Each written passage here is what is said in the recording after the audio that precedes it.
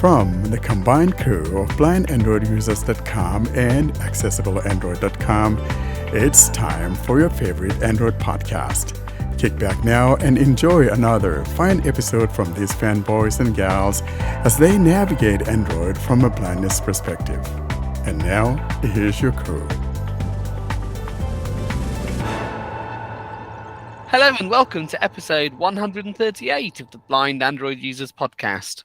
I'm Ed Green and I'm joined today by my co-hosts Warren Carr, Austin Pinto, Fee Dunn, John Dyer, Sally Kunders and Marion Mosen, and our special guest Lena. And we're coming to you on Saturday, the 29th of July, 2023.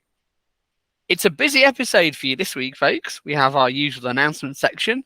In the Android Basics section, we'll talk about the release of Android 14 Beta 4.1. In the Spotlight, it's a double bill. First of all, we have the Samsung Unpacked session from earlier in the week. And then Warren reviews the Nothing Phone 2 following his unboxing from last week. We have a tip of the week from John about how you can use Google Casting on a Samsung phone without the need to install a third-party app. And Lena closes with her Android journey. Well, how are we all doing, folks? Austin, how are the colonies?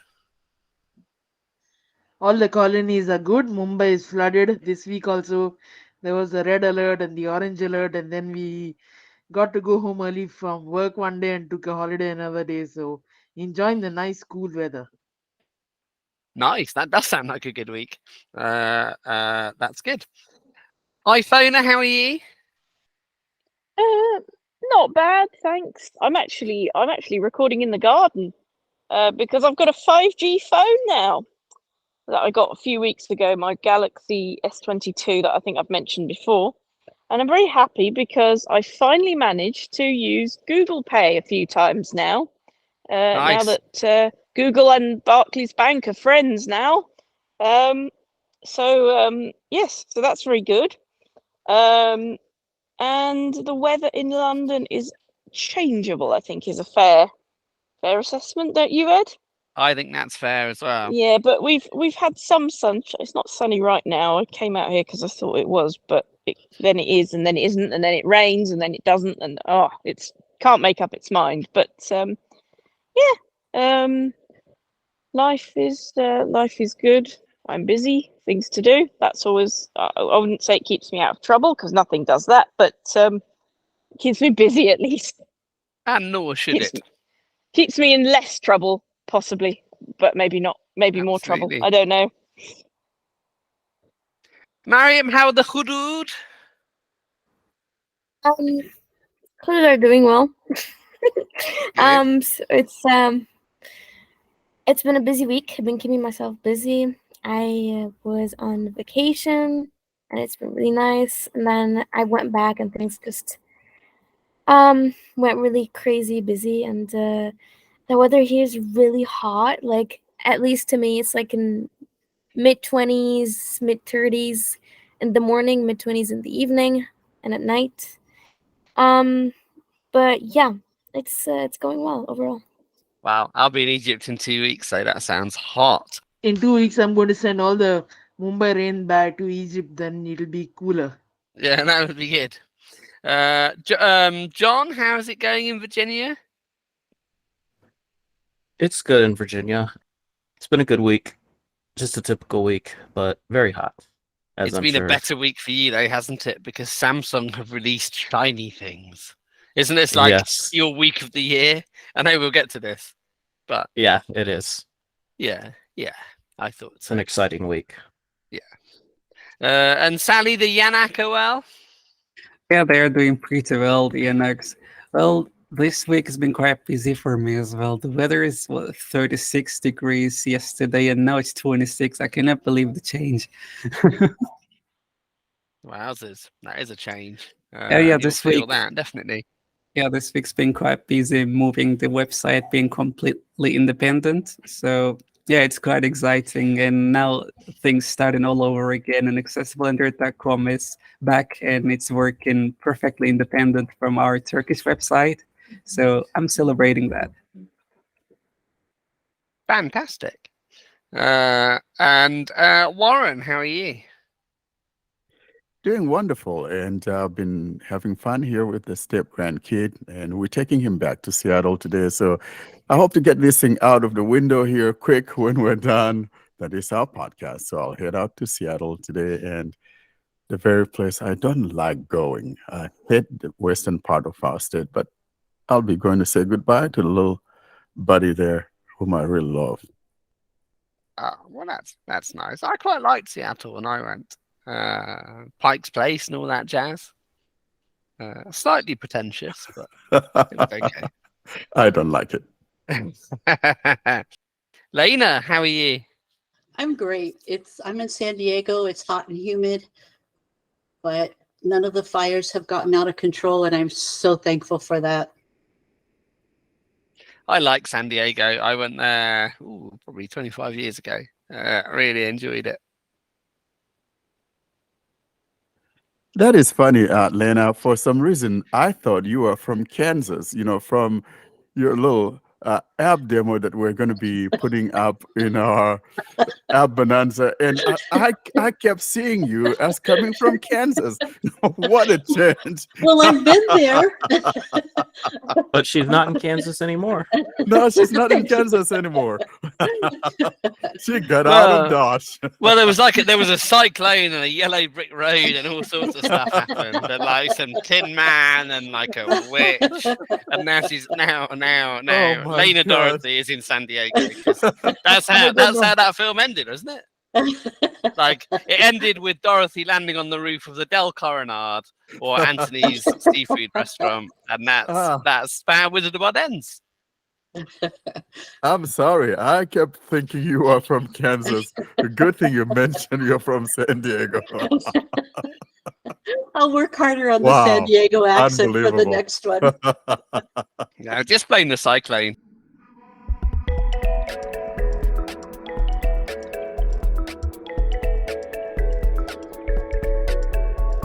This is the announcement segment of Blind Android Users podcast. Stay tuned to hear important information regarding the podcast, surveys, and the latest news.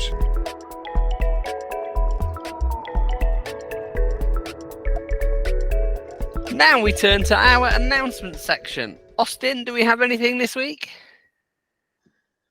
So this week, once again, we want to remind our listeners that this is the last week for them to submit their app demos. We have got some app demos, and thanks to all those who have submitted, next week we'll be featuring them in our app bonanza. And also, Saleh, can you expand a little more about what happened to Accessible Android, how it got split, and what did you do? So the process took at least like 1 week. We were trying to split the content from two, and now the website is completely accessibleandroid.com. So you can just go ahead to accessibleandroid.com. It's complete in English. You won't see anything. You won't receive any Turkish emails, and everything is completely in English. It took us for a while to do this, but we really appreciate your patience while we're doing it for you. We also had some issues in the app, giving you some errors during the work that we were doing for a week, but now all is back to normal and we are going forward faster this time. So just check out accessibleandroid.com. It's completely in English and you're ready to read all the contents that we have for you.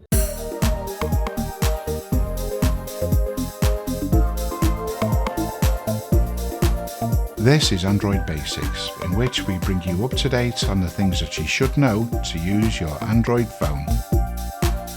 And now we turn to Android Basics, and Google has released the latest beta of Android 14, which is beta 4.1. Warren, is there anything noteworthy in this release that you've spotted? Well, so as always, there are, a lot of fixes. And so there were like in total 34 fixes that came through to the 4.1. Of course, the one that I'm most interested in has to do with those of us who are blind.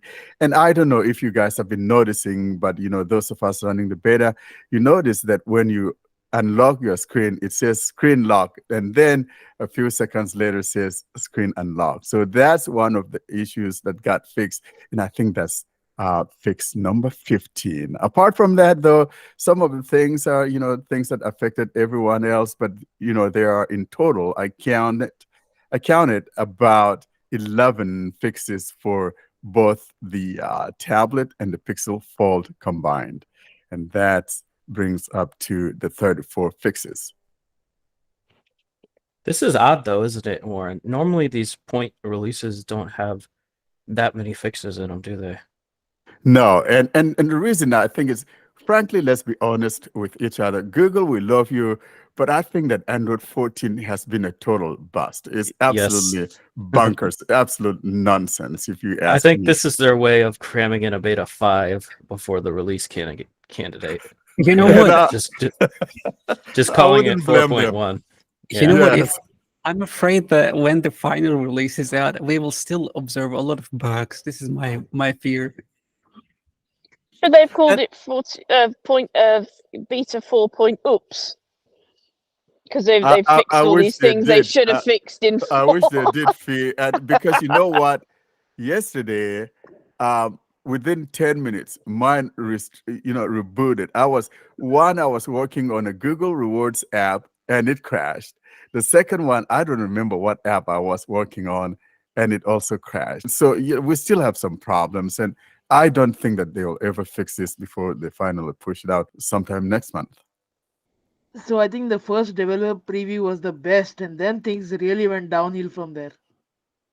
That is true. That was the best. If they had just left it at developer preview 1, I think we probably have a better iteration. That's so funny. It's usually the reverse. Usually that it's a mess at first and then it gets better, but they want to do things differently, I guess, mix it up. Well, except that a lot of the features aren't introduced at DP1 stage, are they? They roll them out at beta, so they expose some of the framework stuff at DP1, That's true. and the interface features they don't do at DP1, which will be why that happened, won't it? So is spontaneous rebooting a new feature now? Well, I think it punishes Warren for being so grasping. So then his Google rewards wanting to like his nose in the trough, like snouting around, and he should reboot on him for that. Yeah, it's good to reboot every once in a while. This way, you don't have to do it yourself. And it keeps him real, the grasper. But it kind of makes me mad when I'm working on something, though. And yeah, like grasping. Imagine. Like grasping. Yeah, well. No, actually, the Pixel has the Fisher-Price memory, so it says, "Let's just clear out the memory before something happens." Memory dumps. Yeah, it probably does. Yeah. It's like, but it's Google we're talking about, right? They usually do things right and then they miss it. Honestly, like that's what's been happening lately, I guess. So dump on it, my dear. Dump on it. Dump on it. I have to. Yeah, but I don't think that outside of that we have anything significant. And but you guys watch out to see if you're hearing device locked when you unlock your device. But that I noticed has been fixed for me, so something to watch out for. And you can still enroll in the beta, and the link is in the show notes.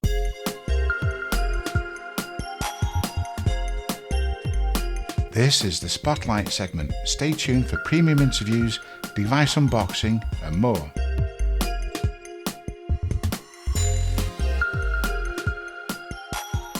And now we move to the Spotlight section, and it's a double bill this week, and it's a very significant first half of this. In Samsung's fair city, where the phones are so pretty, John Dyer first set eyes on the Galaxy Fold, with its screen broad and narrow, and its left and right arrow, crying flippies and foldies, a slide, oh. So, John, what happened at... Thank you. What happened at Galaxy Unpacked? What are you doing about it? Well, ironically, the phone you just sang about is the one thing I did not buy. So I ended up pre-ordering the Flip, a tablet, and a watch. They have you, don't they? They totally have you in their pocket. Yeah, Oh, they what do. on earth? They got me with the deals again. I just can't pass up some of those deals. So talk to us about that. What are these things and what are the deals? So, well, like they usually do, they have free memory upgrades. So basically, you pay the entry level for something and you'll get the bump up. So I got the 512 gigabyte version for the price of the 256 gigabyte version. And then they're also giving decent trade-in values. Like my Pixel 6 Pro or 7 Pro, sorry, they're giving $600 for, which is actually really good for that device. I couldn't sell it. I could probably sell it for 600, but then, after eBay fees and all that, it's more like 500. So I'm actually making more by trading it in. And, so very generous trade-in offers. And then they have, like, if you buy, and this is what got me because I wasn't considering the watch, but you get 50% off of the watch if you get a phone. So the version of the watch I got, which is the classic 47 millimeter, it's $430, but I got it for $215 because I was also buying a phone. And what devices? These are 5 thingies, aren't they? So is it the Flip 5, the 5 Flip? What are these things called? Z Flip 5, and then the Watch 6 Classic, and then they also announced tablets. So there's the Tab S9, S9 Plus, and S9 Ultra. And are they screen size differences or power? Well, I imagine they are. There may be some power differences, but does the S9 and the S9 Ultra, are they different screen sizes? Yeah, so the S9 is an 11-inch. The S9 Plus is 12 and a half or something around there. And then the Ultra is around 14 and a half. But this year, all of them have AMOLED screens, which in the past, the smaller one, the 11-inch, had an LCD screen. So me being low vision, that's why I always skipped out on that base one because I needed like the brighter screen with more contrast.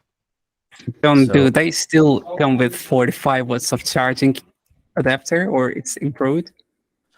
I'm assuming it's the same because they didn't mention it. The thing they did, the SD card storage is still there, and they've added an IP rating, so they're IP68 now, which is kind of a first for a mainstream tablet to have that IP rating, which means it's dust and water resistant. Does that mean you can read your book in the bath? Exactly. I know you've had issues before with devices in the bath, I think. I did drop an iPhone in the bath a few years ago, and that was the end of that. Yes, that was annoying. So, John, will you try that with a fridge again, like you did in the Pixel tablet? Yeah, I don't think this is going to attach. I'm not going to try that. There's no magnets on there. Well, I guess there is a magnet for the pen, but it's a very weak magnet for the stylus, I should say. And will it S Pen? Will it dock? Like, I mean, because a 14-inch tablet that is only a tablet sounds quite big to me. And I know that you can probably get like a third-party manufacturer keyboard case for it, but can you make it like a slightly more legitimate laptop? Like, is there something like a Surface has that actually makes you think it might be a laptop? Yeah, you can. It is actually pretty laptop sized once you get a keyboard case for it with a kickstand. Feels a lot like a Surface. But yeah, that it's heavy when you use it as a tablet. That's actually what I'm trading in is the S8 Ultra from a year and a half ago. So I'm downgrading, I guess you could say, to a smaller size, but it's gonna have better processor, more storage, IP rating. And can you make that look like a laptop as well if you want to? like it for the smaller Probably, ones. yeah, probably. I think the keyboard is a lot smaller, so Yeah, not as comfortable, but you can. but Yeah. but Samsung will do that. You won't have to do that via a third party. There's a thing you can get for that. Yeah. Yeah. I remember the happy days where the number after a tablet indicated its screen size. That was a lovely thing for a few years. And you knew that if it said 7, it was a 7-inch screen. And if it said 8, it was an 8-inch screen. If it said 10, it was a 10-inch screen. That has all died. It died a while ago, I know, but Yeah, I good regret that. good old days, because there are no 7 inches tablets anymore, and it's really sad. No. That is where there's a tablet missing kind of in Samsung's premium lineup. There's Yeah. no 8-inch tablet like the iPad mini, that is the sweet spot for a lot of people. That's what they want in a tablet. Samsung does offer an 8-inch tablet, but it's a very low end. The Tab A7 Lite is actually 8 inches, but they've never sold like a premium 8-inch tablet for whatever reason. And then they wonder why everyone sticks with Apple mini iPads. You know, they're missing a trick there, aren't they? Really?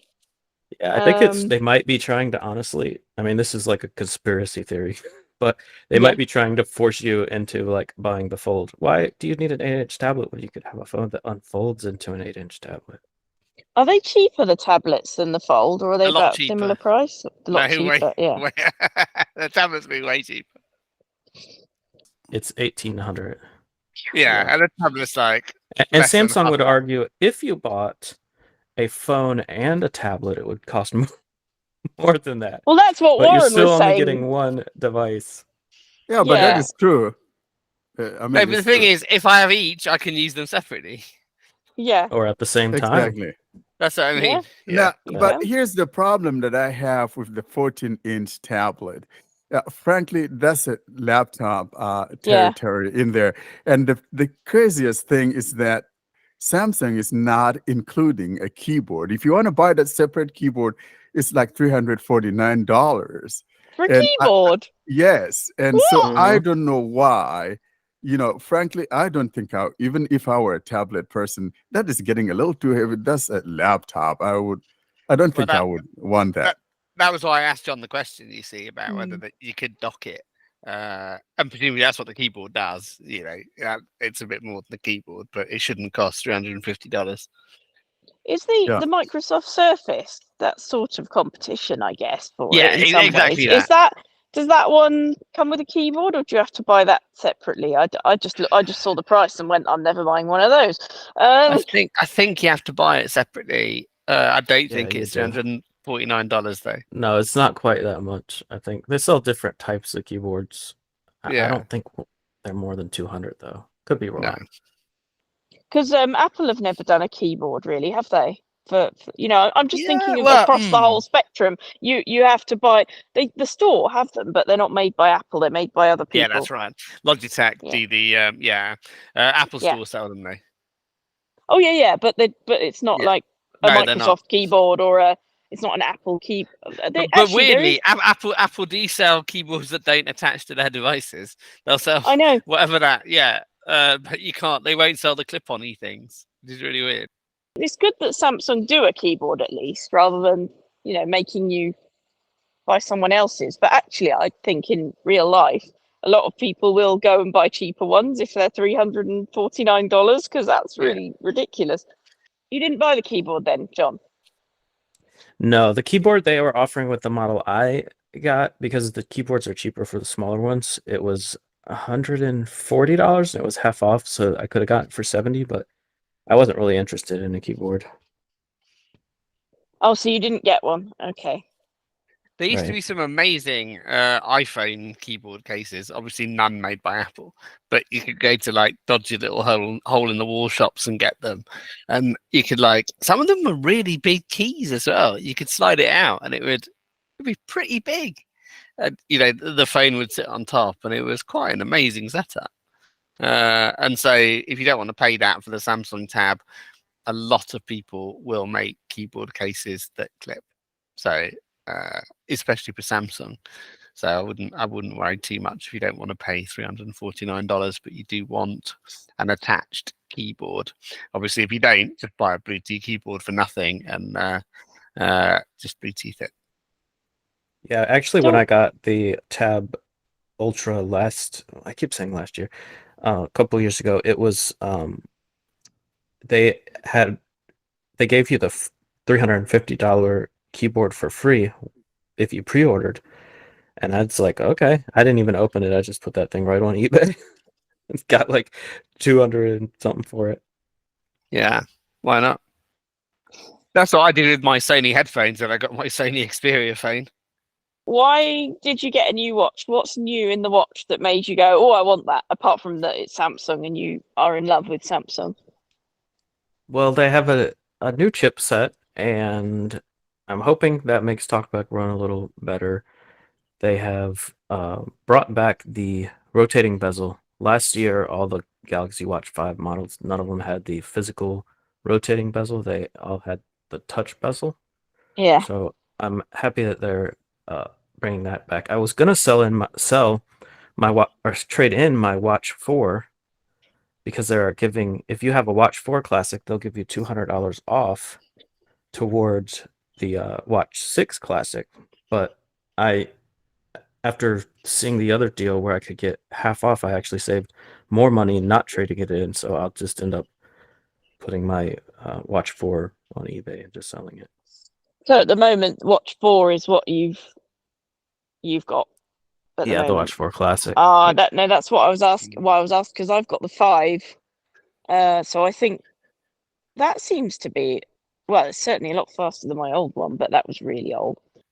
I think the good thing about the Watch 6 is the fact that, it gets a little more bump in several areas, and besides, it's going to be coming out of the box with Wear OS 4, and which is supposedly going to be better in every way. So I hope that promise is kept, and frankly, we'll probably have a better experience with this compared to the other ones. When you get the new watch, I'll be really interested to know what your setup experience is like, because when I had to reset my watch in order to pair it with my new S22, because I'd been using it with my S20 FE before, and before I could do anything like pair it with the phone so that TalkBack would work and stuff, I had to someone sighted had to choose the language in the region and stuff. So I'll be really interested to know how you get on with setting that up. Yeah, I'll let you know. If I don't record a setup, I'll at least comment on what the setup experience is like. Yeah. What was it like for your Watch 4? Did you have to do that, or? So I never even touched the watch, honestly.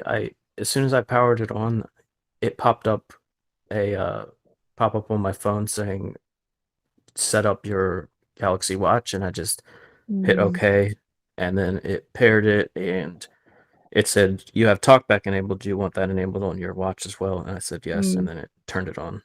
Yeah, mine did that, but I had to choose the region and language first. Maybe when you buy it in the shop or online, that someone's done that already for your region. It was a bit silly, that reset thing. It was a bit silly. I know that when I set up my Watch 4, a couple years, when did that thing come out? It looks like it's a long time ago. Actually, I set mine up directly from the watch. I enabled accessibility right on there. And I think I had a recording on it on our YouTube channel, but you can do that, or you can set it through the phone, or just enable accessibility directly from the watch itself. And as you can see, the Mop Void that I unboxed a little while ago, just like the Pixel Watch, you could also just enable accessibility right on the watch. So the Samsung one is like that too. If you don't want to do with the phone, of course, they will all go to the phone, but you can always enable accessibility right there. And the reset fee, that's the one thing we don't like, is the fact that if I want to change phones and pair it to a different phone, then you have to go reset the watch before you could pair it to a new different phone. So that's a pain point there that I know some of us have been talking about, and I hope that Google will fix this one of these many days. But And John- didn't you need to have eyes to turn on accessibility on the watch No. though, Warren? No, I didn't. Oh. No. Well, I couldn't do it. The language and region thing got in my way. It wouldn't let me do anything till that was done. Very annoying. Yeah, but the setup screen, once you're on the setup screen, you could enable that accessibility. And then I know back then with my Watch 4, all I did was I put down my 2 fingers on there. Yeah, I tried that. Didn't work. It worked for me. But with the newer Wear OS that we have, and at least for the Google and the Mobvoi, is the triple tapping of that power, and that enables accessibility. Oh, so maybe that might have worked, because I thought it was the 2 fingers, and I did that because that worked on my S22 when I had it. When I first switched it on, the 2 fingers worked. So I thought it'd be the same for the watch. How confusing! Why can't it all be the same? And we know that John now is a cross between, like, is he a Dickensian character? Is he Vernon Dursley? Is he Milestone out of David Copperfield, or as I say, Vernon Dursley? He's never touched his watch. He did it from the phone, and now the watch is going on eBay. He's selling his child. I think that's awful. The poor Watch 4. John is a bad man. I thought that John unboxed the Watch 5 though. What he said is he never touched his Watch 4. That was He's never Watch touched 4. it. He's emotionally neglected it. That's close to It's accurate. emotionally neglected. He set it up from his phone, and now he's selling it. Like, That's Milestone close to was accurate. Most days I Milestone was don't use kinder it. to David Copperfield than that. Like, Vernon Dursley was kinder to Harry Potter than that. He's just been the whole caboodle. Like, you could not be crueler by indifference. Indifference is cruel, and that's what you've done. I hope you reflect on your error. What a pounding. That's enough, Ed. No, it's not. It's never enough. You're getting it in the next item anyway. So before we move on, I just want to mention a couple things about the phones. So there's not too much new this year when it comes to the Fold. The improvements are that it now folds completely flat. There's no gap when it's shut. Wait a minute, John. I have to stop you there right now. The improvement to the Fold is that it folds properly. Like, did it not use the fold properly? It did not fold properly. There was a gap, so like debris could get in there while it was in your pocket if you didn't have very clean pockets. Yeah. So now, similar to the Pixel Fold, when it folds completely flat. Of course, they've upgraded the processor, and that's honestly about it. And the last thing I wanted to point out is that both of these now start at 256 gigabytes, which I hope is going to be a trend going forward. I can't imagine that they'd make the Flip 5 start at 256 and then not have the S24 start at 256. So I think that's a good sign going forward. And I hope other manufacturers sort of adopt this to have the base storage on their flagships, at least, to be 256. Visit accessibleandroid.com or download Accessible Android from Google Play Store for text tutorials, tips and tricks, and more to make most out of your Android device.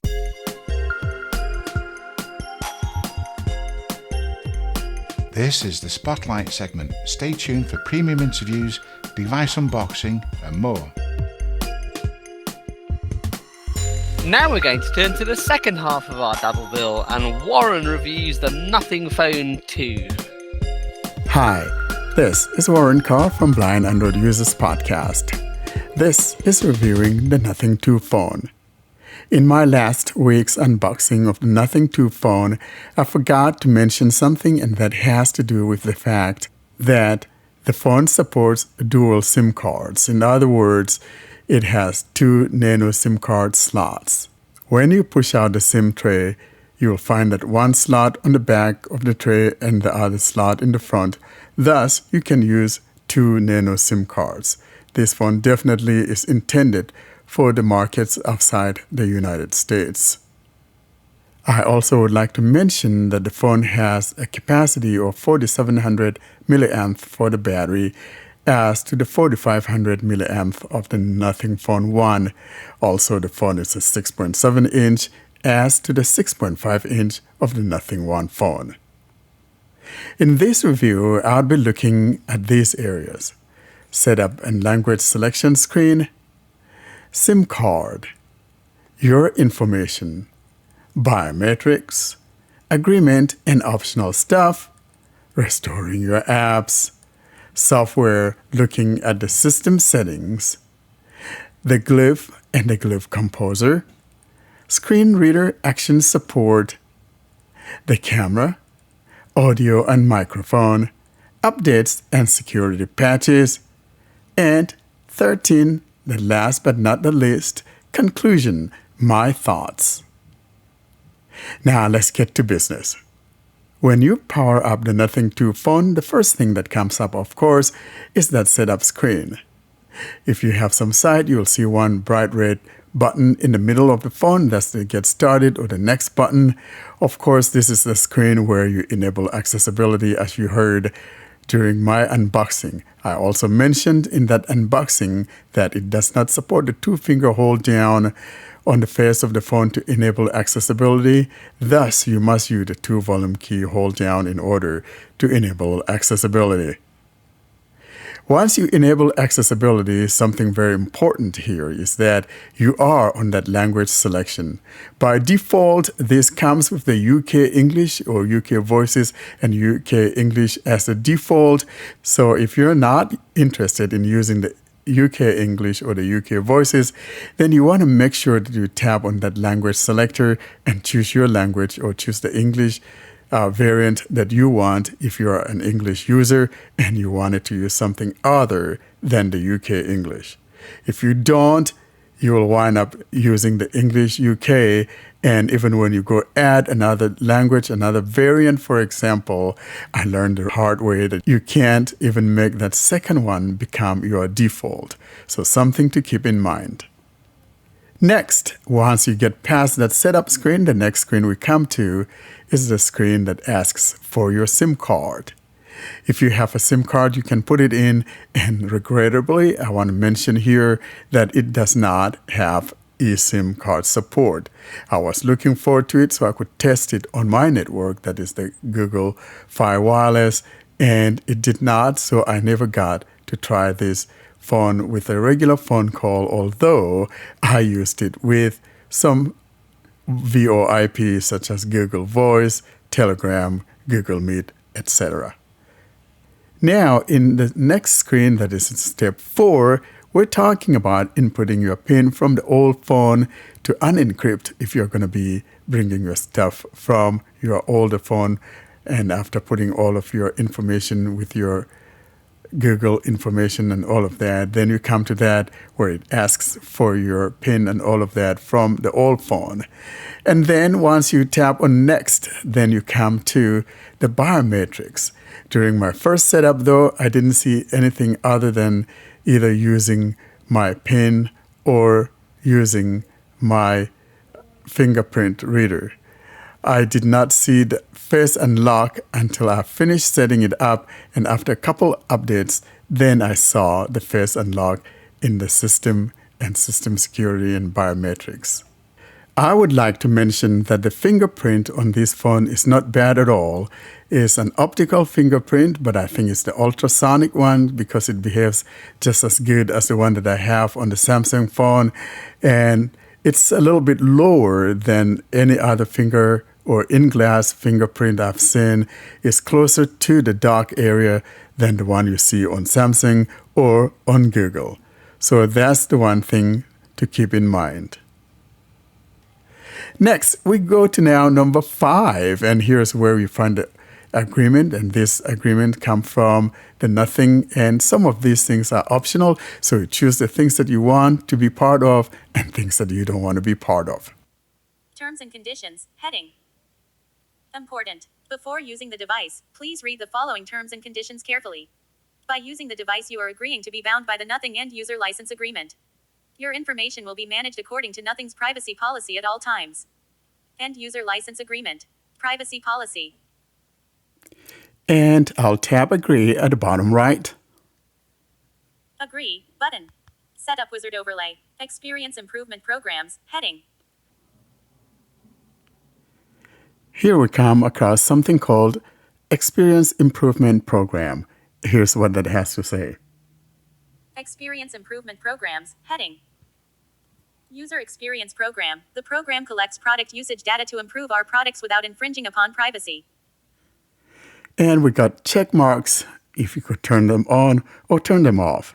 Switch on. Okay. System stability program. Join the system stability program to help us troubleshoot Nothing OS faster. And that's switched on. Switch on.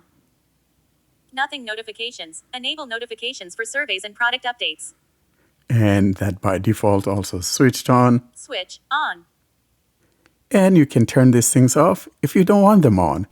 Number 6, restoring your apps. Here, you now pass this and you can now choose to restore your apps. And if you're like me, I had like over 365 or 300 whatever apps in there waiting for me. And I just decided to restore it. Of course, it shows the restore points. And that's the one thing I like about this phone. It shows you which phones you have. And I chose to restore from my Pixel 7 Pro. I do want to mention here in passing that if you choose to restore your apps from a previous backup from your account, that it does not restore folders. So for example, with my 360-something apps, what wound up happening is that it dumped all of these onto home screens, meaning I wound up having like 16 home screens. So that's something to keep in mind. Number 7. Now let's talk about software, looking at the system settings. I am now on my home screen and I'll navigate to the system settings. So I'll show you what we have in the system settings. I don't want to make this so long, so I'm going to be rushing through these. I do want to mention here that it doesn't have that boomy sound of the Pixel phones, so it's a little bit lighter. Accessibility volume set to 50%. So I'm turning it up a little bit higher. And now I'm going to go into the system settings. Notification shade. Quick settings. Page 1 of 2. Page 1 of 3. Expanded. We are now in the quick panel area, the quick settings. And I do want to mention here that it has 3 rows of items. So at the very top, you have a perpetual Wi-Fi and Bluetooth on the top, and then you have the other ones. And I also want to mention here in passing that where it says Bluetooth or Wi-Fi, you can just tap on that and it does not turn them off. For example, if I put my finger down. Wi-Fi. The mesh. Switch on. Wi-Fi signal full. Now, if it was some other phone, if I tap here, it will turn off my Wi-Fi. But if I tap here, it will take me to the Wi-Fi area. This is what I'm talking about. Internet. Wi-Fi cert internet. There it is. Takes me to that without turning it off. And the same thing is true with the Bluetooth. I think that's beautiful. Now, I do want to mention that the images above the labeling, because they kind of didn't label them right. So, for example, if I move my finger up above where it says Wi-Fi, unlabeled. It says unlabeled and say detected Fi. I move my finger right to the Bluetooth. Bluetooth. Page 1 of 2. Bluetooth. And Switch if I on. move my finger up, unlabeled. It says unlabeled. So the labelings didn't get directly on the button. Rather, they are found below the buttons. These are the only 2 buttons that I seem to see it having that type of labeling. Now let's go down now and tap on that open settings. And I do want to mention that this thing is so much like a Pixel. So in other words, this is a breed between the Fruitvale phone and a Pixel phone. So if you want a Pixel phone, but you don't want the Pixel phone from Google, you can get this one. And if you don't like a Fruitvale, but you want something that feels like the Fruitvale, then you get this Nothing 2 phone. All right, let's tap on that. One app. Open settings. Open settings. Power menu. Button. Settings. Now, search settings. I am in the system settings, and at the top, we've got the couple items. That is, we got the Network and internet, mobile, Wi-Fi, hotspot. Network and internet, and that's on the left and to the right of it. Connected devices, Bluetooth, pairing. So those are sitting up there at the top. And now, below that, everything now goes down in a list. And this is what we got. Apps, recent apps, default apps. Next. Notifications, notification history, conversations. Glyph interface, customize ringtones and more. We'll come back to the glyph interface and the glyph composer and all of that. But as you can see, everything is so much like a Pixel phone except this glyph interface. Battery, 63% 1 hour, 7 minutes left until full. I got it charging, and I got it charging with a very slow cable. Storage, 18% used 209 gigabytes free. This is a 256 gigs version. Sound and vibration, volume, vibration, do not disturb. Next. Display, dark theme, font size, brightness. Next. Lock screen, shortcuts, widgets, always on display. Next. Customization, wallpapers, colors, icon pack, app grid. Next. Accessibility, display, interaction, audio. Next. Security and privacy, app security, device lock, permissions. This is where you'll see the fingerprint reader and the face unlock. Next. Location, on 5 apps have access to location. Next. Safety and emergency, emergency SOS, medical info, alerts. Next. Passwords and accounts, saved passwords, autofill, synced accounts. Next.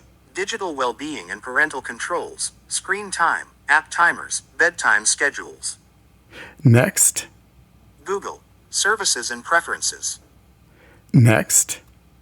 Experimental features, try upcoming features in advance. We'll take a look at that besides the glyph interface. System, languages, gestures, time, backup. And this is where you'll find things about security patches. And by the way, this does a 3-year OS support and a 4-year security patch bi-monthly. About phone, nothing phone 2. And that's the last item. Unlike the Pixel, we don't have the tips and support at the bottom of that. Now, let's go back near the top now and look at the experimental things and see what that has to talk about before we look at the glyph interface. Experimental features, try upcoming features in advance. Let's go ahead and tap. Experimental features, navigate up, button, out of list.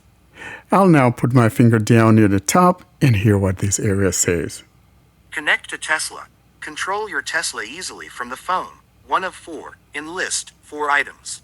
So if you have that Tesla hiding somewhere in your garage, you can use this to connect to it. Next item.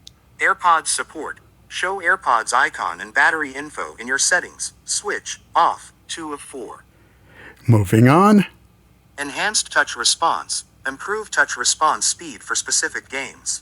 Enabling this feature will increase battery usage, switch, off, 3 of 4. And Glyph progress, integrate the glyph interface with third-party apps, 4 of 4. And so that will be, third-party apps that one could interface with the glyph interface and all of that.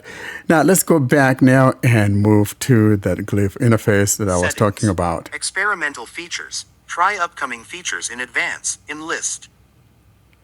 I will now scroll up and find that glyph interface.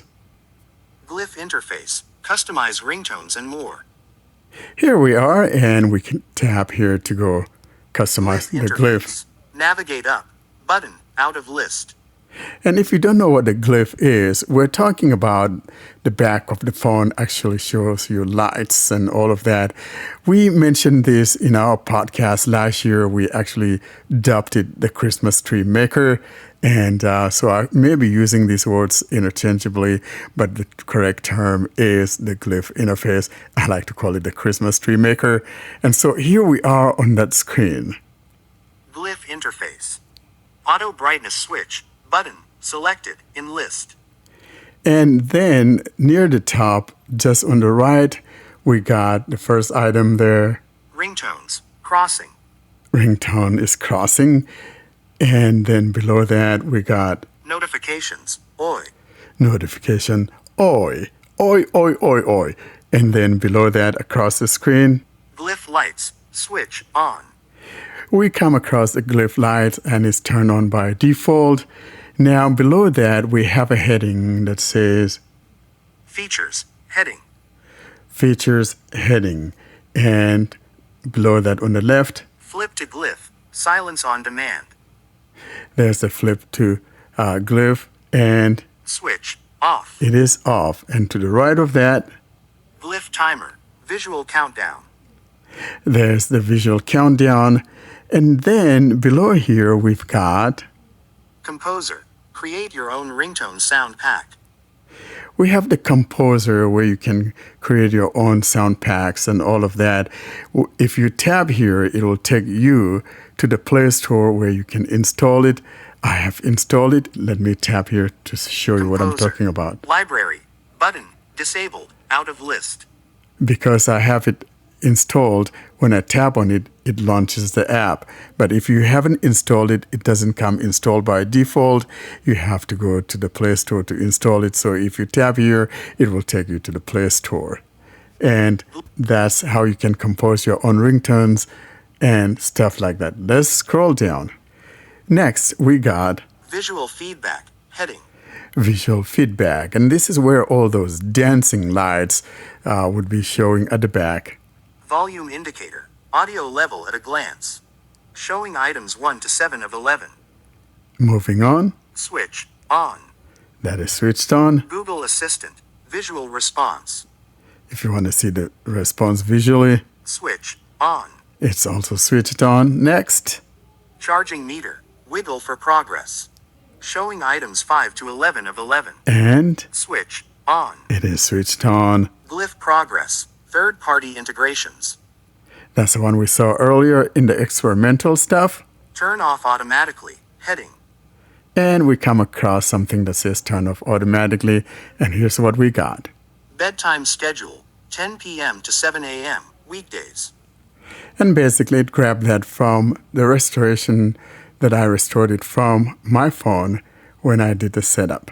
Bedtime schedule, switch off. It is off. If I turn it on, then it will be doing what my other phones have. And now the last item here at the bottom is something that is of importance, and it has to do with those lights because they can be awfully bright. And this is what it's saying about that. The glyph interface may not be safe for those with epilepsy and other conditions with sensitivity to light. And that's what I would like you to take note of if you're sensitive to light or if you have some epileptic tendencies. You may want to avoid this if it triggers what ails you. Let's go back. Settings. Glyph interface. Customize ringtones and more in list. And while we're still here in the glyph area, I thought we might as well just go ahead and take a quick look at the Glyph Composer.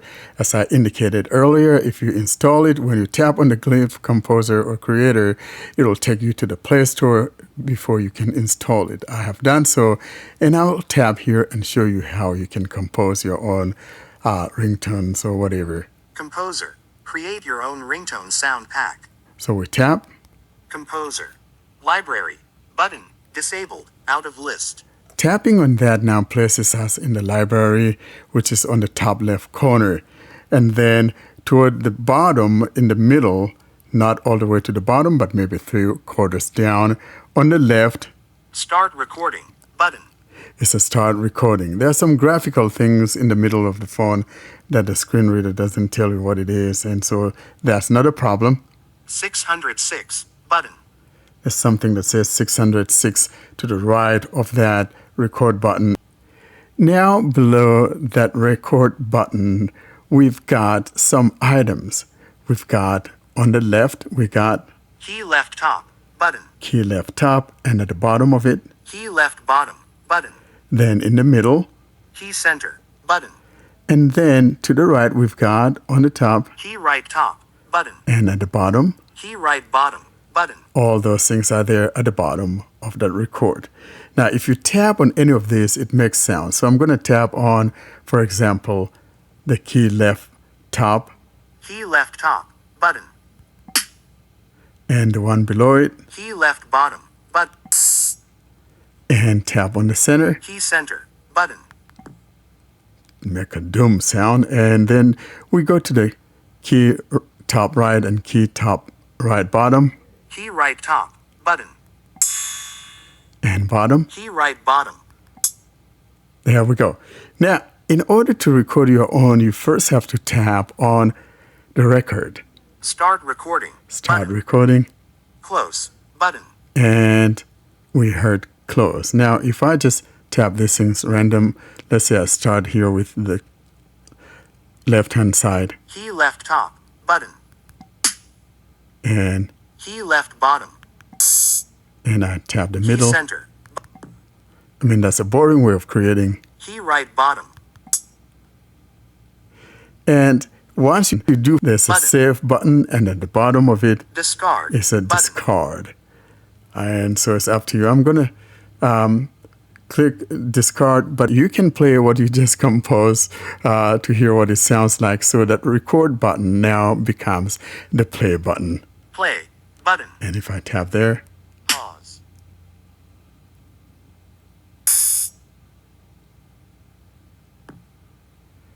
there we go. So now, if I were doing them in rapid succession, for example, so Discard. I'm going to Button. discard, Discard composition. and Your it says, composition do I, will not be saved.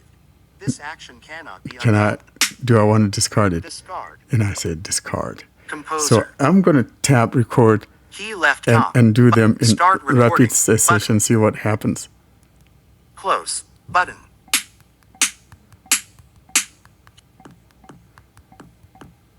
Key. Navigate up. Oh, button. then it says, I've had enough. Okay, I'm going to play it. Play, button. Pause.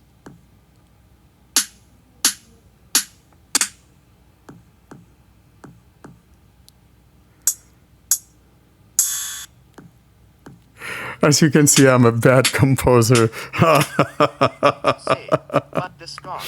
So I discard that. Discard. There we go. Composer. That is the Glyph interface. composer right Settings. there. Glyph interface. So that is the UI. The UI is so much pixel in every single way except for those very few things I just showed you.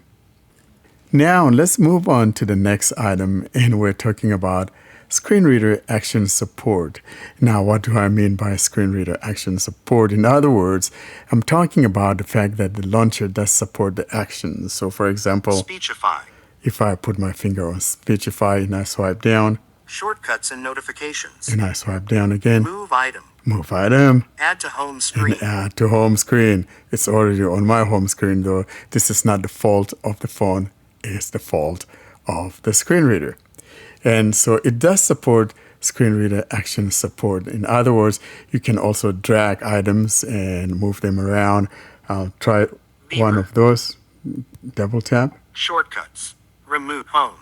Move to row 2 column 2. Create folder with multilingual create So folder you see, with item there it is. And so it does support that. Now the next thing is number 10, and we're talking about the camera. And this is one of those things that is not so bueno for those of us who are blind. In other words, it doesn't tell you as to whether or not there are any faces in the view of your camera. I'll tap here and show you, and the camera is found exactly where the pixel camera is found, at the bottom right corner. Another thing I want to mention here is that you can actually remove the search bar at the bottom of the screen. I'll show you that after I show you the camera. So let's go here, camera. tap, Camera. Inner image. Button. Showing items 1 to 4 of 4. and that's it. It doesn't tell you anything. So even if I say, hey, switch on to the front shooter. Take photo. Image. Photo gallery. So at the bottom left, we got photo gallery. Google Lens BTN. There's Button. the Google Lens. Take photo. Take photo. Image. Switch to front camera. Switch Image. to front camera. I'm going to switch to the front camera. It sees if it sees my handsome face there. Dampanier. Now, doesn't tell me whether I'm good for selfie and all of that. So if you're a selfie, this is not going to work for you. So tap back and now move back to the rear of the the rear view. And then, of course, at the top, we've got near the top left, starting from Flash off. this Image. flash off, Inner image. Image. inner image, Filter off. filter Image. off, Inner image. Button. and another inner image there on the top right, which I think maybe is the settings. Let's tap here and see. Tapping on that, Motion photo. we got motion photo. On. Off. So ratio. 4. Yeah, so 16. definitely on the top right there Oh, is can't- that settings for the camera. Now, I mentioned something about the fact that you can remove the search bar at the bottom of the phone. So if you're not fond of the Google search bar that goes across the bottom of your phone below the dock, you can actually remove it here on the Nothing 2 phone.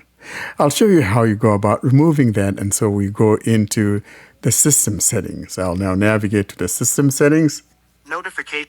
Quick settings. and Open settings. open Power settings. menu. I am now in the settings, that is the system settings. And we need to go to Customization. Wallpapers. Colors. Icon pack. App grid. and tap. Customization. Navigate up. Button. Out of list. Here in customization, that has to do with all of the Wallpaper and style. Select wallpapers and color themes. wallpapers and all of that. What we're looking for is Adjust grid. Icon label. And search bar on the home screen. that's the one we want. So we tap here. Home screen layout. Navigate up. But And below here, we got app grid. 4 columns in list. 4. Selected. 5. App label. Display app label on home screen. Switch on. and then we have, Search bar. Display search bar in the dock. Switch on. and if I turn this off, Off. bye-bye, the Google search bar at the bottom is gone. I also do want to mention here in passing that there's something here that is not accessible to us. In other words, you can double tap anywhere on the screen to shut off the screen without needing to hit the power. But if you have TalkBack running, it's not going to work for you. Also, it does not have the quick tap that we have on the Pixel phone. That is, you can turn on the quick tap, so you could double tap at the back to launch the assistant or launch whatever you want to assign it to. That is absent here. That's another subtle difference that we have as to the Pixel phone. Now let's move on now, and we are talking about item number 11, and I'm talking about audio and microphone. I regret to say that I am not pleased with this recording, or the recording on this phone. It sounds a little bit compressed, and frankly, it really doesn't sound all that bueno. I have a couple items that I have recorded using both the Hi-P3 recorder and the ASR audio sound recorder. I will now play those things back to back for your own hearing. Hi, this is testing the Nothing 2 mic using the ASR recorder. I am dead in the middle, and now moving my head to the right. I'm speaking from the right end of the phone, and now moving back to the center and moving my head now to the left.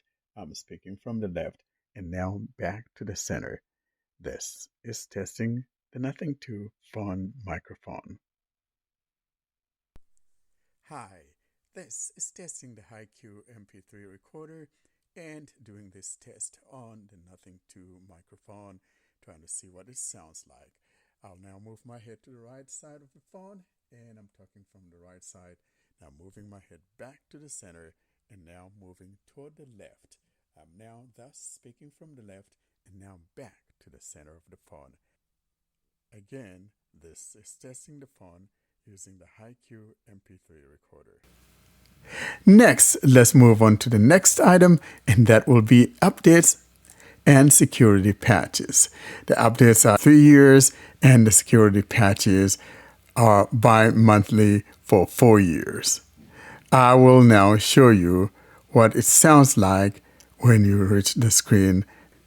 I will now play for you what I heard when I was doing the 2 system updates that I got in the way of the security patches. Right now is sitting at the June 1st security patch. Dear user of the Nothing Phone 2, we are thrilled to have you here as we start this new and exciting journey together. This update is the first of many as we continuously work to deliver the best possible experience for Nothing OS. We listen closely to the feedback of our user community and make sure that your voices are heard. Today, we have included a selection of design-related features, a massive camera app update, as well as a wide range of improvements and bug fixes that will hopefully make your everyday usage of the phone 2 a more delightful experience. Thank you for choosing to believe in us. Warm regards. The Nothing Team. New features. Piano Glyph Composer is now live on the Play Store. Use the app to create and record your very own Glyph ringtones. Car introducing Glyph Progress for Uber. Check the progress of an incoming Uber ride via the Glyph interface. This feature is currently in an experimental phase, so you may experience some inconsistencies. Lock widgets can now be added to your lock screen, always on display. Available to set up on the lock screen settings page.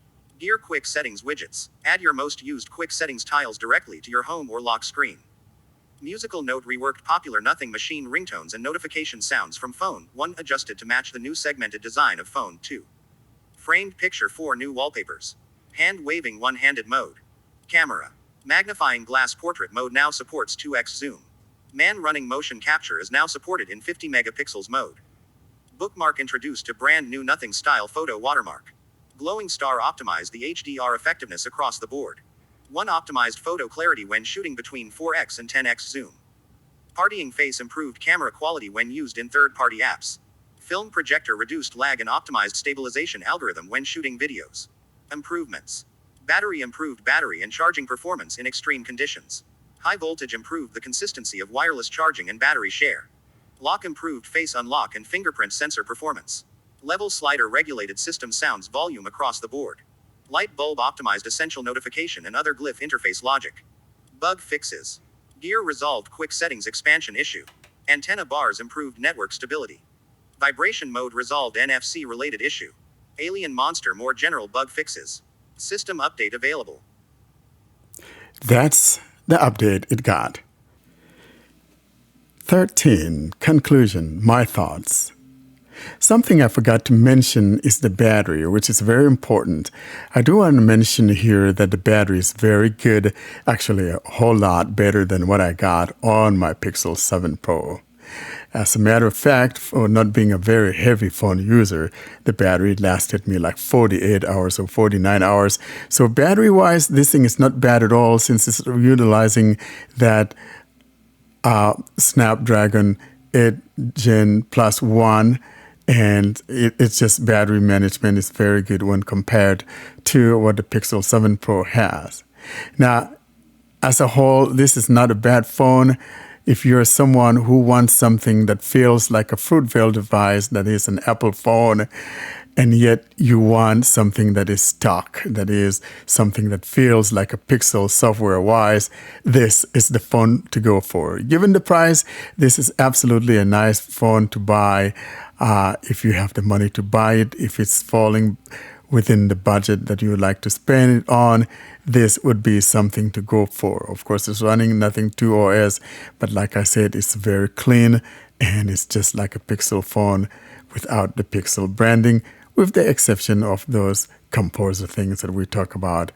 And that's how the system looks like. So just give it a try if it's something you want to, but if it's not what you want to, if you're like me and kind of don't like the power on the right-hand side and the volume keys on the other side, then you don't need this phone. Or if you're someone who want to be able to have access to an eSIM support and that's important to you, then this is not your phone. Overall, again, this is a great phone, and thanks for listening to our audio review of the Nothing phone.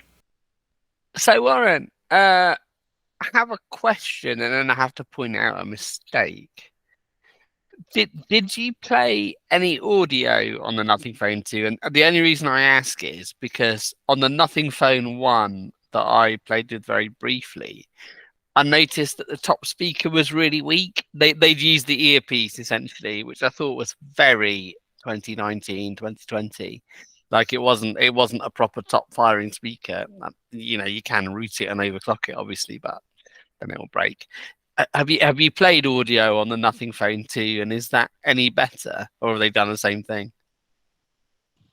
So I never had the Nothing one, so I can't compare. But this one sounds very good. And the reason I didn't play any audio in my review is because I don't want any copyright strikes. And so I deliberately choose not to play any audio. But audio sounds good. I don't have any complaints in that department at all. Yeah, you'd notice if it didn't. Like, I don't think it's a comparison on the one. They've improved it then.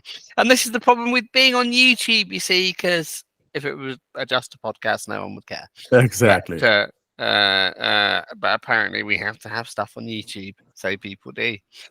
But yeah, no, it's good. You would notice. And you made a mistake, Warren. What did I do? I So had a headache anyways. No, but you claimed that the camera did not tell you when you switched to the front that your face is in the frame. It did not. No, and that's because it has built-in AI and it knows that no one wants pictures of your ugly face. Yeah, but So I it wasn't. just I was doing an audio review. I wasn't doing a video review. no, but a picture would have been taken from that camera, and it knows that the world does not need photos of your face. No, That's what but it here, is. That's here, not here's the, very no, nice. no. Let me. I'll put him in his place. When you switch to the front camera on any phone, it does not automatically take a picture of you, my friend. You forgot No, I that? know, but he doesn't want pictures of your face. That's what I'm telling No, you. no, It knows. because It looks. even It looks. if It goes. It looks. It looks. It goes. It goes. His face. No way. We don't need pics of that. I'm not telling him when it's in the frame. We literally don't need pics of his face. You're being Oh. horrible, Ed. But frankly, let's be honest. So if you, like I said in there, if you're a self here, this is not going to be your phone No. because you're not going It to is know not when it has accessible. the correct whatever. You have to use something, a third party, like say open camera, for example, if you want to be able to interact or you know that you have something in the view of the camera, whether it's the back camera or the front camera, you'll have to use something like that. But other than that, I think a lot of the buttons, taking picture, the buttons, okay, and all of that. But as you can hear in my review, some of the buttons up there are not labeled. And TalkBack was doing the heavy lifting in some of those cases.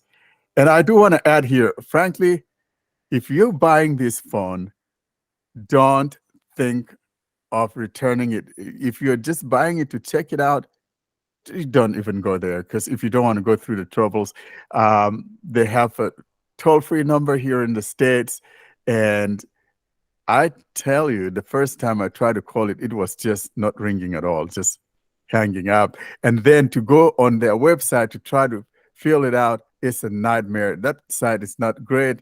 And I like Google's return policies better. And then you will also, if you finally got something going, you got someone, then you need to take a picture of the phone and send it to them. You need to do this and that.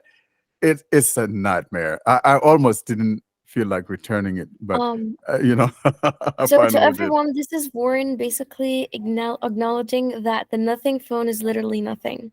Thank you, my dear. Absolutely. And when you Thank you. and when you ring up, what happens? Nothing. Nothing. Exactly. Yeah. Nothing. They've done that Ring, intentionally. nothing happens.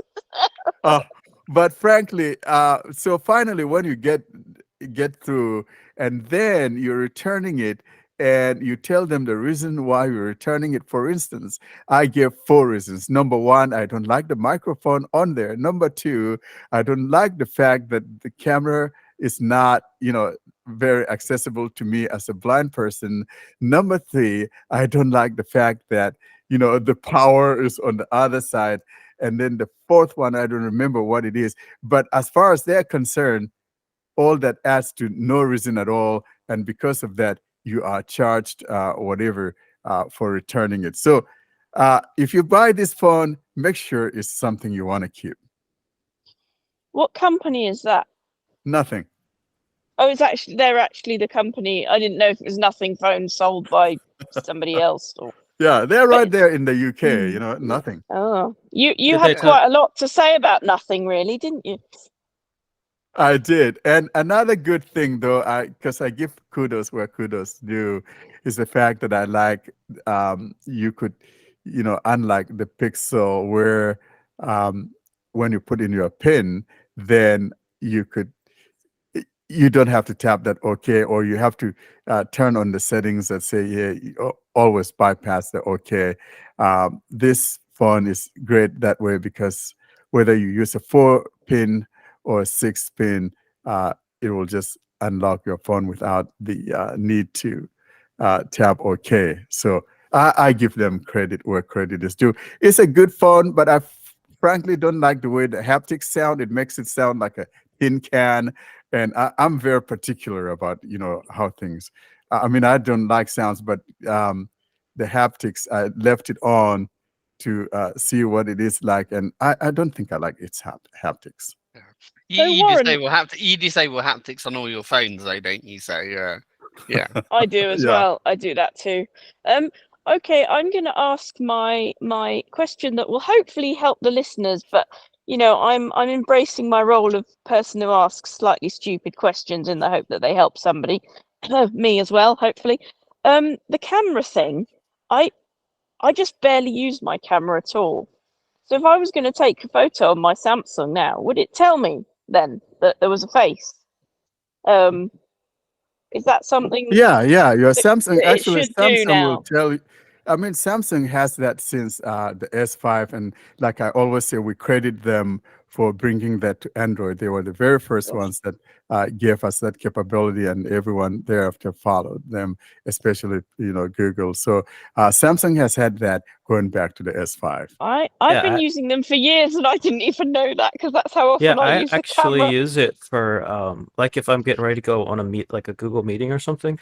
I'll Yeah. actually, like on my tablet, I'll have my tablet set up and I'll go to the camera app to act like I'm going to take a selfie, and it'll say like face top left of the screen 30% of the width or something like that, and then I'll just adjust it until it says I'm right in center, and then I'll go back to the Meet app before I join the call so that I know That is like, I'm useful, lined isn't up. it? Yeah. Nice tip, Yeah. John. Absolutely beautiful. Yeah. Mm. Yeah. But if your phone doesn't, you can, as Warren said, install Open Camera. The Xiaomi will do that. The Pixel will do that. I don't think What about the Sony ones? Doesn't the Sony do that though? the No, Sony I don't probably know. does. I haven't tried it Okay. on the Sony camera. I like Fee. I don't do many selfies. What's I'd be you surprised if using it at- didn't. What's you using at the moment? You using a Sony at the moment? I still have the. or I a still have the Xiaomi? I'm using the Xiaomi. I still have the Sony, but I'm using the Xiaomi right now. I'd be Were you surprised if the Sony didn't. Were you just gonna make a hybrid phone then called a Shoni I was. or Or a a Xiaomi. Xiaomi or A something? Xiaomi. Yeah, something like that. Yeah. Like a hybrid, a cut and That's shut right. job where you Mhm. chop them in I half believe and join them Samsung called. together. Yeah, I believe Samsung called them folds. Hey, now, Ed, So the seriously, Pixel. if Google, you I could mean. check the one on Sony to see if it tells you if there's a face in the view. Yeah. I'm kind of The curious. Xiaomi definitely does. I'll check the Sony.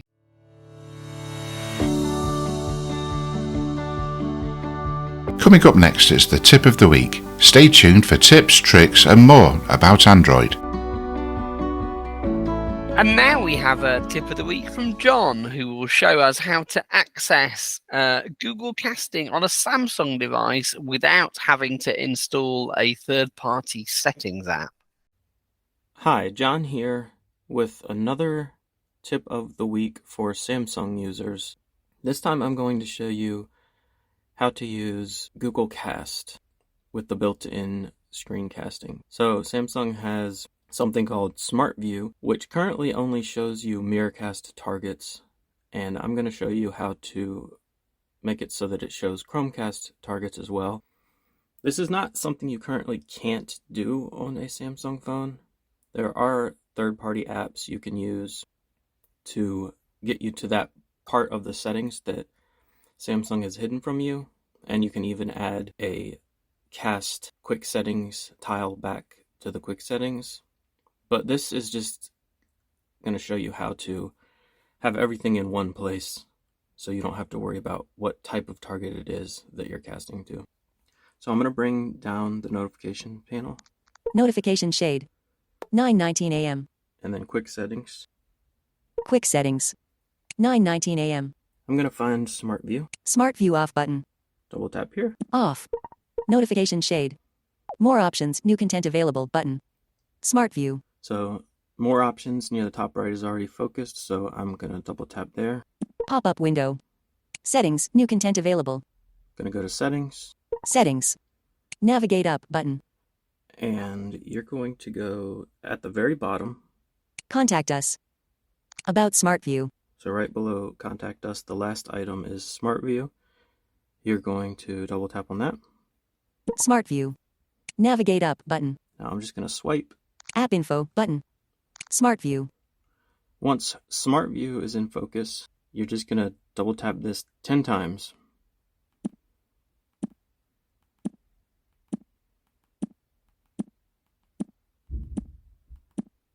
Enter password. Password, edit box. Then it's going to ask you for a password. Showing Braille keyboard, Unified English Braille contracted.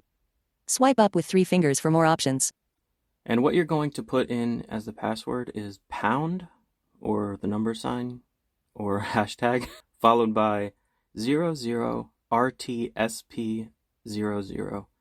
And all of those letters are lowercase. Dots 4 pound. Number 00. Dots 56. R. T. S. P. Number 0. 8 bullet 0. Keyboard hidden. Cancel button. OK button. Smart View. Navigate up button. Okay, and now you're going to look for a setting called Google Cast off switch. You're going to turn that on. On. So I'm going to back out of here. Smart View. Smart. And here. Settings. Navigate up button. Smart View. More options button. So now I'm on my Smart View screen, and as you'll see, Galaxy S23 Ultra Google Cast. Living room display Google Cast. Bathroom speaker Google Cast. Bedroom speaker play sound. now in this list of devices, all my Google devices are showing up that I can use Chromecast to cast to, whether it be video or audio. And now you can get to it all in the same place from the Smart View quick setting. So hope this has been helpful. Thank you for listening.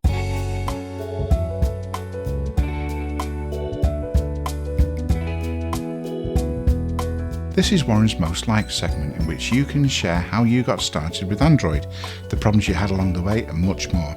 If you don't know what to say, we'll help you along the way.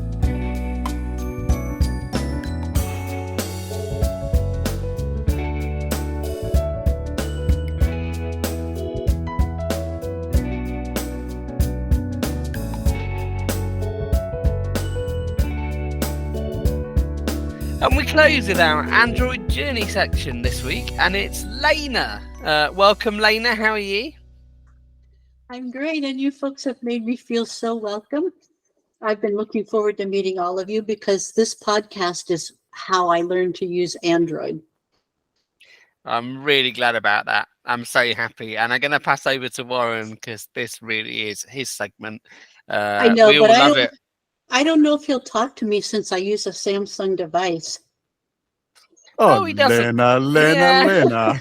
Lena. You know, I love. I just wanted to see if you were really listening, Warren. Lena, I occasionally use an iPhone, and he still know. talks to me, so you'll be I all know. right. And I'm glad you mentioned that on the podcast because I sometimes do too. But I have to say, I don't like it. You like Android more, do you? I do, but the only thing is a couple apps that I sometimes use, like Oko, are not available for Android, and I don't know if they will be. Okay. No, what's I that? have talked to the guy, and the guy, say, oh, we have a small company and there's too many phones on Android, blah, blah, blah. And so I don't think it's ever going to be coming What to. is Um, okay? it's just it's a navigational thing to let you know when the lights, are changing or not. You're trying to walk across the street, that kind of thing. But Oh, frankly, I've always said I don't want an app that I have to hold my phone out and pointing at the camera. Someone might as well take that damn phone away from you. oh, so Well, you have to basically video everything with your No, phone. Yeah. No, I wouldn't want to do that. No, you point your camera at the light. That's what I'm saying. Yeah. Oh, So And I you see. have to Yeah. have your phone pointing your phone out, and you're No, I walking in a bad city like LA or whatever. Someone's going to take that damn phone away from yeah, you. I just ask a human. It's cheaper. well, okay, now I've got to represent the other side because generally I wouldn't care about this app because I have good traffic skills, even though I have to use hearing aids. But on Sunday morning, there is no traffic. So on Oh, Sunday, so you can't tell. I can't tell. And I don't like Yeah. that guessing and running thing. I mean, Yeah, I've in obviously the been doing it for UK, years. in the UK, we have some of them beep, and some of them have a little cone underneath that spins when you can go. So, but it's probably not like that in the States. Well, we have some that do, but most do not. Lena, we really thank you so much for coming on. And of course, as you know, this is my favorite segment of the podcast. And it's not often that we have people coming on to talk about their Android journey stories. And so when we do, for me, it's a total nice, beautiful treat. And so thank you so much for coming to talk about your Android journey story. And we love you using your Samsung out there. I don't have anything against Samsung. I do have a Samsung device, and I love Samsung devices. They've given us a lot in Android. Well, actually, Warren, you were very gracious when I first got my phone, and you answered an email and were just so kind and helpful. So I've had a soft spot for you in the group ever since I first got my Android. The first week I had it, I reached out and you responded. Yeah, here I don't you even. must have caught him on a good day, Lena. When was this? You're like the only person in the world ever. Well done. Oh my gosh! Warren, I don't even remember talking to Lena before, and so when she said she had, I was surprised. But so Ed is putting me out to be a bad guy. I'm not a bad guy. Well, no, you put yourself up to be a total diva. You blanked her. Do you remember? Like the fan comes up and goes, "Do you remember when you gave me your autograph?" And you just gone, "No, I don't. You blanked her again. Absolutely outrageous. Like atrocious behaviour. Yeah, never meet your hero. Oh my gosh. Oh my goodness. So, Lena, when did you first get an Android phone then, and what phone did you get? June 6th, 2022. And I had been thinking about Android, but whenever I would ask an assistive tech person, and I used to think they knew what they were talking about, they would say, oh no, blind people still can't use it. And I didn't do my own research. I just believed them. But I got so annoyed with Apple because they completely broke Braille, and every update breaks something that I like. And the last straw, which is why I remember the date so well, was they sold me an iPhone 12 that was defective. Okay, that can happen. But in order to get them to fix it, I had to go beyond Apple and get help from other government agencies. The phone was overheating to a point of being unsafe. So that particular day, I had been to the Apple store for about the millionth time. It was really hot in San Diego. That does not make me happy. And Best Buy had this incredible sale, so I could get a Samsung A13 for $125. And I said, I don't care if I have to get a sighted person to help me with every aspect of this phone. I'm done with Cash. I call them Cash Mountain. Warren calls them fruit bell. I call them Cash Mountain. It's a mountain of money right there, I tell Mhm. you. So the man in the Best Buy store turned on TalkBack for me. He has the A13, and so I was able to make a phone call. That was all I was able to do. And every night I would come home and I don't know how I found the Blind Android Users podcast, except that I was trying to research blind accessibility for the phone and found you guys. Every night I would come home and I would skim podcasts. I started with number 1 and I would learn something. And during the first week, my TalkBack got turned off 2 times and I couldn't get it to come back on. I had to call Ira and those agents. I'm so thankful for them, because guiding my finger to the button when my finger was covering the button and they couldn't see if I was right on the button. But we got it done. And part of the problem with that phone was my power switch wasn't working quite right, but I didn't know it yet. So when I figured that out, I took it to Best Buy and they replaced it right away. Nothing like Cash Mountain. And then the phone worked great. So, I like the Cash Mountain. Maybe I'm gonna steal that from you. Yeah, I don't really think you should insult the fruit, you know. But yeah, I mean, apples taste quite nice, don't they? I live in Appleville, you know. You know, when you eat apples, they're kind of crunchy, and they're the best fruit if you're going on a day out and you want to take something. Because if you take a banana and you squash that banana, It's gonna go mush, yeah. and it goes all yucky, and then your whole bag stinks of banana. And I agree, Fee. They have gone even more Cash Mountain-y last week as well. So what have they done? Well, I mean, the EU, we don't need to do anything. Neither does the US. The EU will just kill them for this. They've said that anyone who repairs a device that uses an Apple Pencil with aftermarket parts, as in not Apple parts, the Apple Pencil won't work. Now, What you mean? They've just done this so that you have to buy Apple parts stuff? Wow. Yeah. So this is a big thing in the automotive industry. It always has been. Can you use aftermarket parts, or can Mercedes insist that you take a car to a Mercedes garage? That's basically the argument. And the EU killed the automotive industry for it. So the fact Apple has even ventured this, I think, is amazing. They must be relying on the US to defend them, because the EU will kill them for this. And I can't believe they've done it. We need to get some popcorn and watch the entertainment now, don't we? Well, no, because I know the Titanic sinks. I don't need to go watch this film. Like, I know where this goes. There's literally no need. I saw it last week. Thanks a lot, Ed. I was going to watch that movie. Yeah. I did say that in the Titanic cinema once, and someone shouted at me from behind me saying, "You've ruined the film." Really? Wow. Anyway, I'm interrupting your Android journey, but Cash Mountain has gone even more Cash Mountain. They will try and compromise their product if you use third-party parts, and as I say, the EU will kill them for it. And then, so the more I learned, that every time any of you demoed an app, I would download it and try it. Some of them I kept, some of them I didn't, but that's not a criticism of anybody. That's just my needs are different. And as I got to a point where I didn't have to think about the gestures anymore and where things were, I started to really like Android, and I started to customize my phone. I'm happy with the Samsung phone, but for example, I like Google Speech better.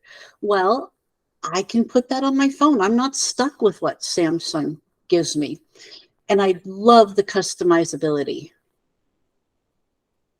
You know something you said, Lena, the date that you joined Android, June 6th, was that not the D-Day back in 1944? So what a beautiful day to annihilate.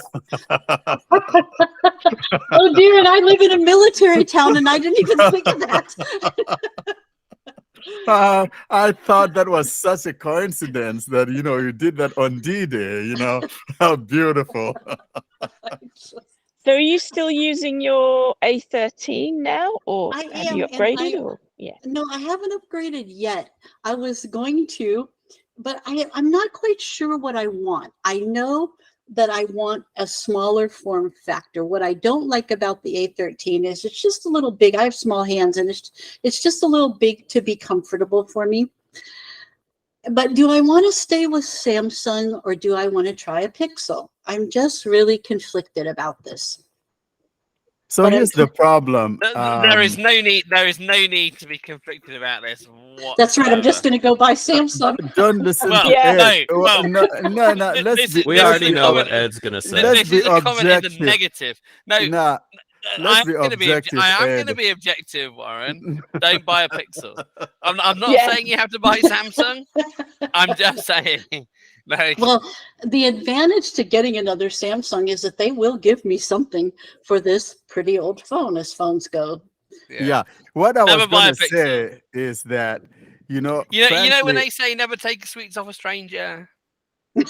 Never buy a Pixel. Lena, listen to me. Don't listen to that boy. What I'm thinking, if you like a smaller phone, probably, something like the Galaxy S21 might be so a perfect that's a fit. Samsung. It's not a Pixel, is it, Warren? No, You're not recommending a Pixel. No. The S22 is small as well. I that's what I have, and I have small hands. So if That's you quite can get, nice. the basic models of either the S21, S22, you would love those. Now, if you are thinking of a Pixel, there aren't many smaller Pixels necessarily, because I think that the smallest would probably, John, would you say maybe it's the 6A? The 7A is, probably one of those two is what we consider, small phones. I wouldn't recommend the Pixel 5 is a trashy phone if you ask me. But that would have been the perfect fit, would be the Pixel 5, but I wouldn't recommend that. Well, in the next month, I will have a new phone. Yeah, it's a good idea, I think, to get, if you get another A1, to maybe get, am I right in saying maybe a higher number, especially if you want good speakers? Like, my mum got the A53, I think, and she really likes that. Yeah, but that's a big phone. That's a bigger that's phone. Is that quite big? Is No. it too big? Oh, Well, and yeah, can no, somebody tell me that, like, I don't understand Samsung's numbering system. So the A phone, the S phones tend to be the flagship ones. Oh, okay. And the and the A ones are sort of more mid-range. Is that about right? Well, so what happens is the S is the main series, and they're very good. The A series vary. So if it's like 0, I know you've got the A13 T, they may not be that fabulous. The first number, when it goes 3, 4, 5, up to 7, although they've stopped with the 7s, but they might be quite good. The last number, so the second digit, tells you how old the phone is or how new it is. So at the minute you have the A54 5, so it's quite a good phone. 4, we've had 4 generations of that 5 phone. Oh, thanks. But the S ones, that works in a different way. They've done that a bit weird. They went all the way up to S10, and then they just 1, 2, 3, 4. Up to, I think they would have started at 1, didn't they? I don't know, actually. Being computer nerds, they might have started at 0. I don't think they did. That was the nothing phone. That was another company. But then after 10, they went 20. Huh? Oh, no wonder I've been so confused. It's just the year now. So they switched from the 10th phone. Now it's the year it's released for the S phones. Oh, I've been so confused. Yeah, and if it has FE afterwards, it stands for fan edition. So I got the S20 FE in the beginning of 2021 because I couldn't afford at the time the S20 itself. But I wouldn't recommend that one because it's a bit big, and I found it a bit big. Yeah. The S22, I mean, I got it. I didn't buy it outright. I got it on a contract where you have monthly airtime plan. I don't know how they do it over there, but here Yeah, they do. now you have an airtime plan, and then you have another plan where you're paying your back for your phone. So you know exactly how much you're paying for the phone and exactly how much you're paying for the network service. It used to just be an airtime plan. Anyway, that's how I got my S22, because they were a bit. I mean, it was like outright, it would have been £504. I don't know what that is in dollars, but a few hundred. But you do get, a better phone. So it depends what you want. But the reason I got the S22, and I don't know how it works in the States, but the reason I got the S22 is that the S23, being the latest, had the latest price tag, and I just went, I'm not paying £8 more a month. That's too much. Yeah, that's usually why I go for a little bit earlier phone. But the reason I went with the A13 was because of the sale. And yeah, I hope I don't offend anybody, but I really thought I would hate Android. Well, I did the same thing. Because of all the negative stuff I hear in the blind community. I know get it's bad, isn't it? It's yes. Really I think what's happened is a lot of people have used it 10 or 15 years ago, hated it, which is fair enough 10 or 15 years ago, and never tried it again. Well, I also think, and I don't know how it works in the UK, but we have state agencies that provide tech training and what have you. They're really pushing the Cash Mountain stuff because they don't want to learn. That's what I think. Are they sighted people, most of them? Well, yeah. Yeah, well, there you are. Yeah, but even the blind tech trainers are handing out a lot of mythology about Android as well. Yeah, I think that's true. I've emailed everyone that I talk to. I have now sent a demo of the phone to prove my point that Android is accessible. And I have arthritis in my hand, so I figure if I can use it, a lot of other people are going to be able to use it also. Do you think that some of these companies maybe get subsidized phones from Apple? Could that be part of the reason? I don't know. I'm just guessing, and it could be nonsense. Because actually, I think it's just everyone has them. So. It's just that, well, not so much anymore, but yes, they did. I mean, because the thing is, nowadays Apple phones are so expensive. If I wanted an iPhone, it would have been. Would it be fair to say? Well, maybe not. Maybe it would have been a bit more, but I mean, some of the iPhones are so expensive, and I don't. Apart from the Samsung Fold and maybe the Pixel Fold as well, I'm not sure. Most Android phones you wouldn't get many over $1,000, would you? But you don't need the latest phone to tell people you're training that Apple is more accessible than Android. You can do it on the phone you bought 5 years ago. Like, there's no money involved. Exactly. Yeah, but if you're telling a person, if you're telling a person that and they can't afford an Apple phone, that's stupid, isn't it? Well, but I don't think there's any like product planting going on a la Bond films. I think it's just that's what people think, and they're wrong, obviously. But before I got my Samsung Galaxy S9, I think that was in 2018.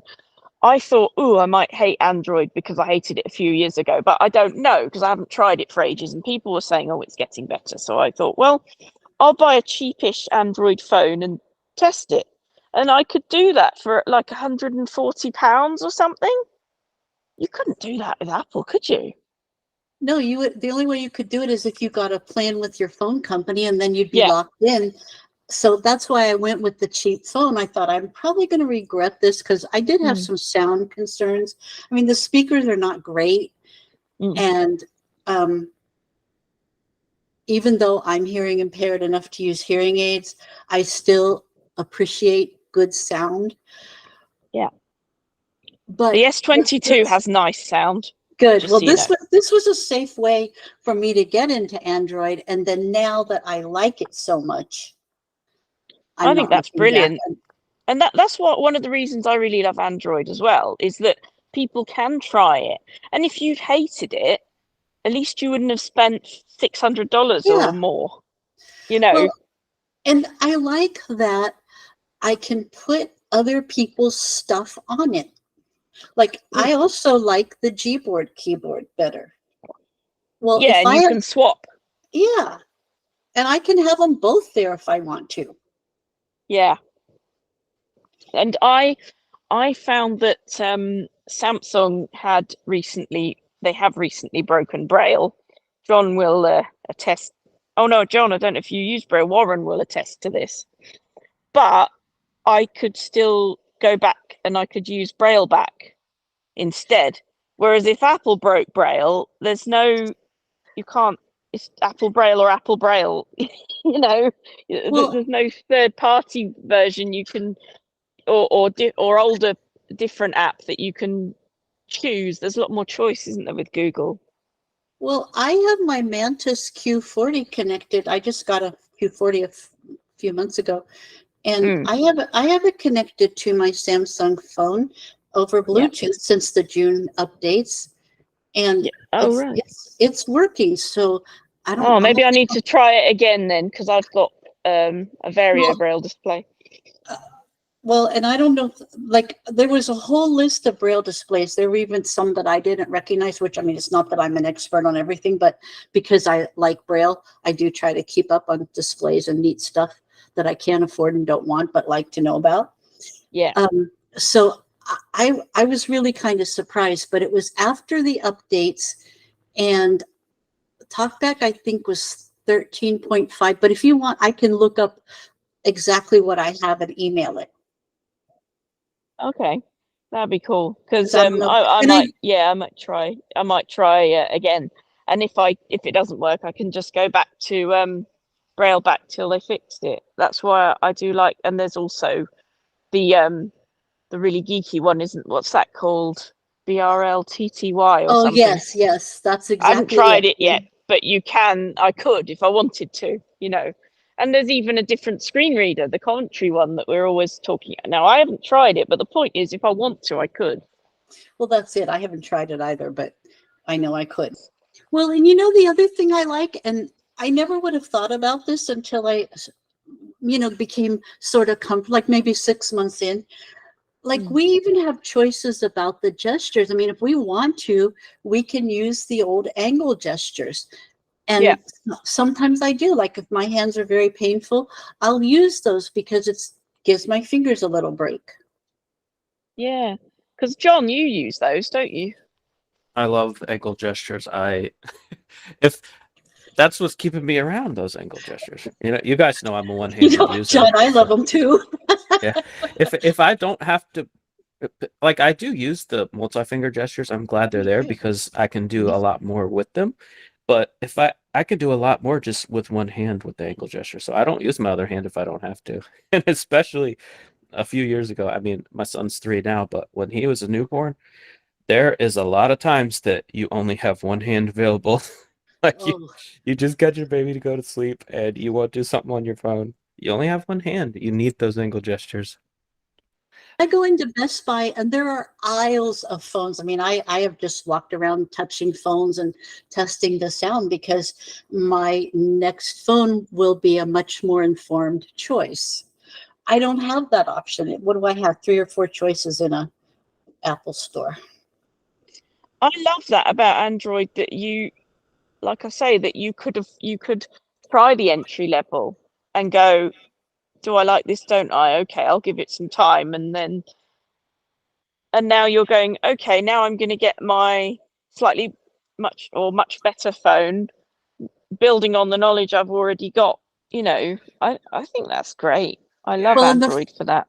Well, the fact that this podcast is like an Android course. I mean, it really is. You can go back and start with number 1. I mean, I didn't know anything. I knew 4 angle gestures. That was the extent of my knowledge. And thank you so much, Lena. Our first episode was just absolutely horrible. But that's the other thing that's been fun. That's why I was so anxious to come on this podcast, because I have seen how it's grown and the fun you guys have. I mean, I love this podcast. We really thank you so much for being there. We love you too. Exactly. And we really do. Yeah, and we mean it, because it's people like you that keep us around, to be honest, because if we do not have listeners, we wouldn't be going on. I mean, we're nearing 150 episodes. Today's our 138th. And so 12 more. Am I correct? Yeah, Yeah, 12 you are. more, and we'll be Yeah, you can't 150. you can't count. I can't Yeah. count. You can't count. Less You can't less count. than 3 months. Yeah, Well, exactly. 11 more, and then it'll be the 150th. There you go. So, or So 12, including definitely, this one. we'll get to 150 before the year runs out. And so we really thank you and every other listener of the VAU podcast that has made this a success. And we love hearing these Android journey stories. And so if you are out there and you haven't come on to talk about your Android journey story, learn something from Lena and try to get on Android on a good day like what you did on a D-Day.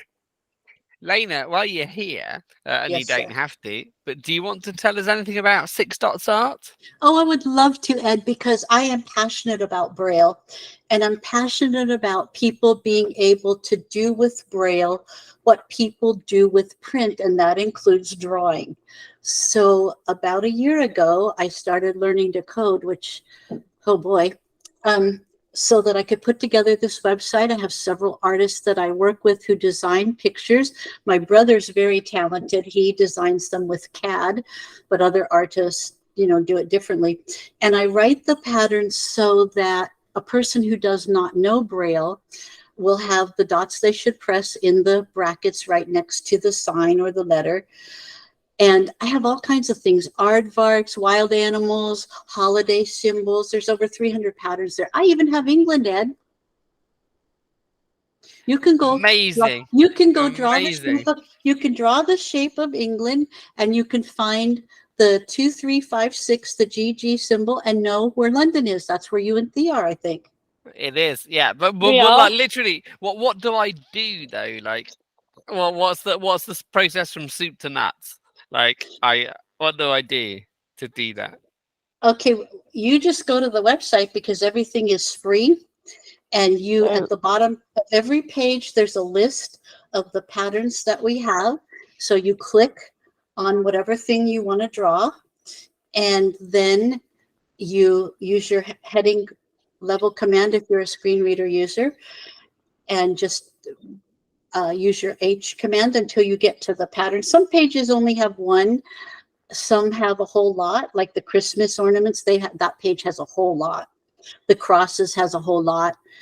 But the aardvarks only have two because there's only an outline of an aardvark like a child might color, and then a silhouette.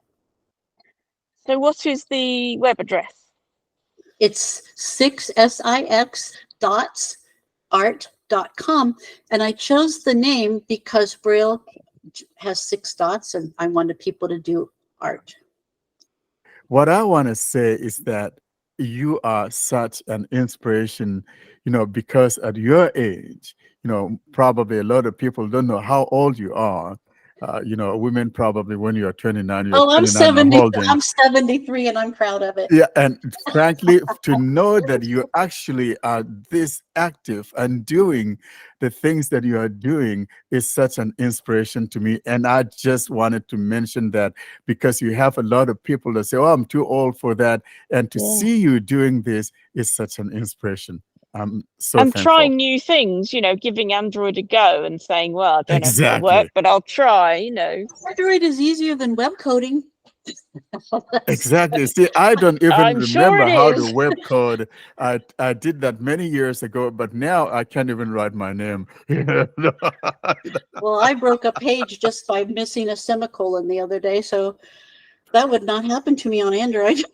Now, Lena, we want to mention something here. We have an open door for listeners to come in. So at any given time, you feel like coming to the podcast. I think we forgot to mention this to you, that, you're part of the podcast, coming on. You could have participated. We forgot to mention that. But frankly, at any time you want to come on and be our listener guest on the podcast, just let us know and we'll have you come and chat with us because it's been such a great time talking with you. I've had a wonderful time, and I will take you up on that, even if Ed does get my name wrong sometimes. Yeah. So again, people should check your website out, which is 6dots, SIXDOTS art.com. So 6dots art.com.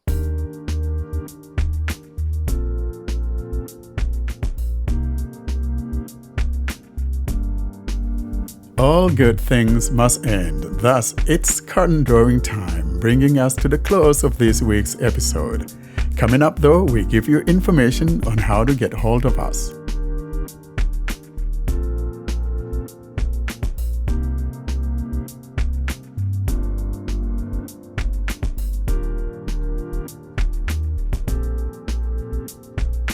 And that's it for this week, folks. We are going to close this episode. So thank you for listening. Austin, how can everyone get in touch with us? To contact us, you can send an email to contactus@blindandroidusers.com. You can join our mailing list by sending an email to blind Android users plus subscribe at groups.io. You can join our Telegram, Facebook, Discord, and subscribe to our YouTube channel. The links for everything will be at the bottom of the show notes and also in the video description of the YouTube channel. And also the links are in the websites panel of the YouTube channels.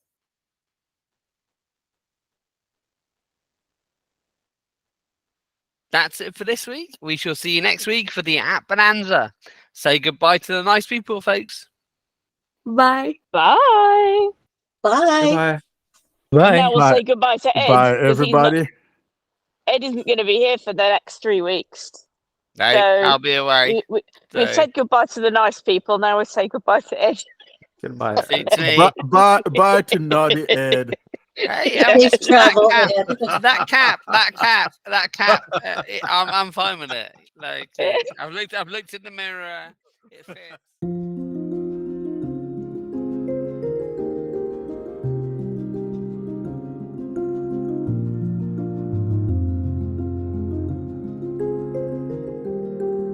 Thanks for listening to another episode of the Blind Android Users Podcast. Until we see you next week, don't forget to leave us your comments and suggestions via our email contact or using any of our social media sites. Have a great week.